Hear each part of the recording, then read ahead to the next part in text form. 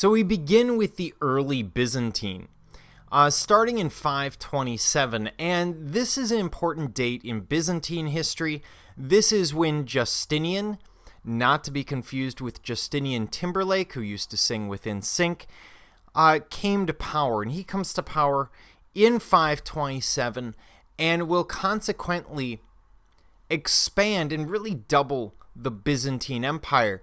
There's a problem with this, though. He goes ahead and doubles it, adding all of this gray area, reconquering much of what had been Roman. Unfortunately, the Byzantine Empire lacked the resources to actually hold the land. It's sort of like if you walked into your neighbor's yard, you planted a flag and said, "Hey, this is mine now." Planting the flag, taking the yard is easy. Holding it against your neighbor, the police, the judge, and everyone else who would get involved, that's going to be a substantial problem. So that's what happens. Basically, the resources of the Byzantine Empire are too stretched, and this will lead to their slow decline, or the beginning of their slow decline.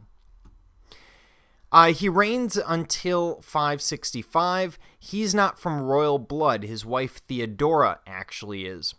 And he's known as very pious, but yet ruthless at the same time. And during his reign, there are intense theological debates because there's a lot of aspects of Christianity that haven't quite been worked out at this point. He will actively persecute Christian heretics, in other words, Christians who don't quite have the right belief, pagans, and Jews. But we also see a love, both by Justinian and by the Byzantine people, of ivories. Now, most of the time, what we're looking at are ivory boxes. Sometimes they're symbolic, sometimes they would actually contain something. And the one we're looking at is Justinian as world conqueror. There's a lot going on here.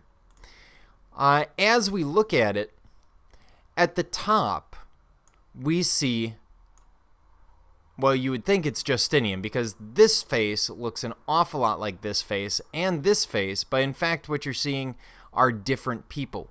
This is meant to be Jesus. So Jesus in majesty. This, the circle around him, is called a body halo or a mandorla, M-A-N-D-O-R-L-A.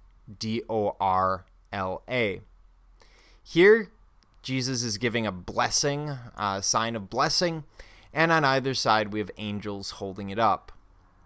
In the center here we have Justinian as world conqueror. Beneath him is a depiction of Mother Earth cradling him and his foot symbolically, basically saying that wherever he walks, there will be plenty. Above him, we have winged victory. Now, this is a pagan symbol that we're used to from the Romans and the Greeks, but we're seeing a bit of a resurgence here. And here, to remind us, we have a figure with another figure of winged victory standing there, giving us this idea again as Justinian as a world conqueror.